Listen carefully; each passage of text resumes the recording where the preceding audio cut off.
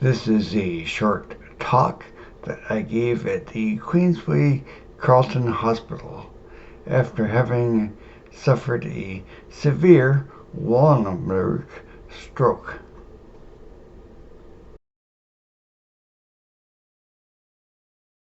I'd now like to introduce Terry Stevens, also a former patient of Queensway Carlton Hospital.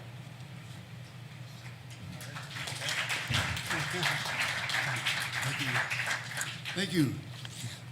I'm going to fast forward this. I only have 5 minutes. So anyway, there I was in Watertown, USA with my wife and getting some speakers at Best Buy. And I got back into the car and suddenly I said to Tish, I can't drink this coffee. And I couldn't swallow. And I started to mumble and stutter and slur my words. So anyway, 90 minutes back to the Queensway Carlton Hospital. We got there, we got here, and the admitting nurse saw my jaw off to one side. I was in a wheelchair, and immediately got me to ER. And it was a fantastic service. And we were there for the night, slept about an hour, and the next night went to ICU. And that was my home for the next 6 weeks. I had a tracheotomy, a feeding tube, all kinds of wires to check my vitals. And the service that I got there with the nurses was just spectacular. I couldn't get over it. I would press my little nurse's button like 2 or 3 in the morning and just, hey, what's up, buddy? And they'd come and straighten your bed. And when you're in that situation, your whole world is very small. And to bring that back into order, to hoist it up, clean put your sheets back together, make sure it's all nice and clean, meant everything to me. And the nurses, Bree and Lisa and Rose and Kyoko and Zoo, remember near the end of it, I started to remember names. So there I was for 6 weeks in ICU, and then Dr. Yang came in, Christine Yang, and said, I think you're ready to go to rehab. I thought, wow, this is a bonus. This is awesome.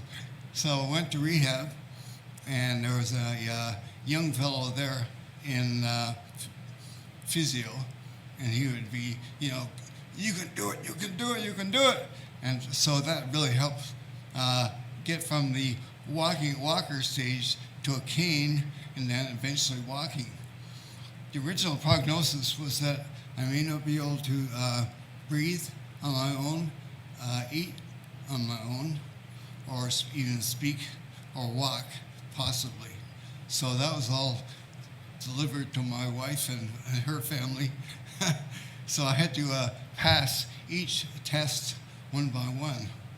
And also the speech therapist, which helped so much, Angela. And I took a fluoroscopy test to see if I could swallow, and I flunked the first 2, and then finally I passed the last one, and she said, you can eat breakfast, lunch, and dinner tomorrow. I almost fell over.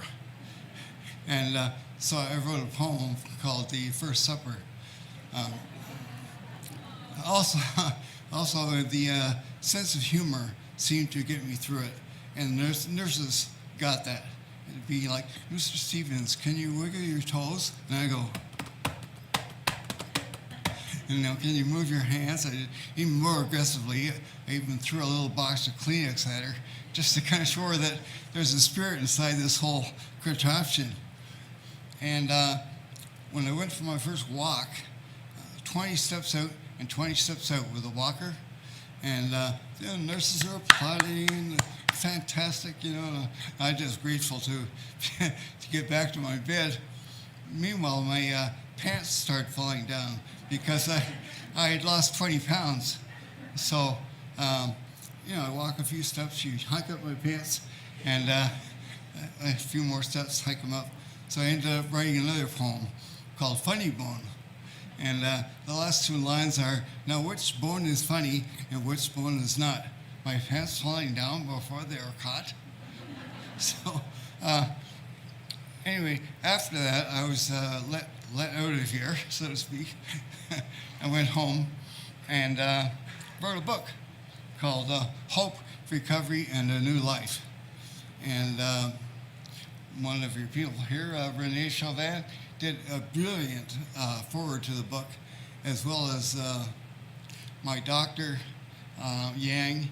She wrote in the book. I'm a medical doctor.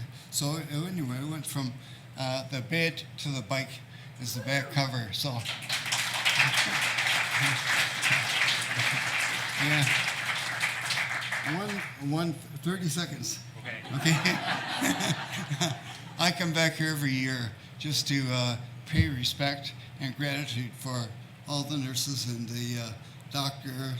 Iyengar, and everyone here. But the last time I came, which is April 2nd, the nurse grabbed my hand and says, you've got to meet this man. What the hell's going on? So I went down the hallway in ICU, stood at the door. I couldn't go in because I didn't have a mask. And the man was in the same state that I was when I was here. He had tracheotomy, feeding tube, the whole thing. And I said, I know you can't communicate other than with your eyes. You can't probably even write, but I can see from your face that your spirit is bigger than this whole hospital. And a tear came down his face. So, thank you. It's,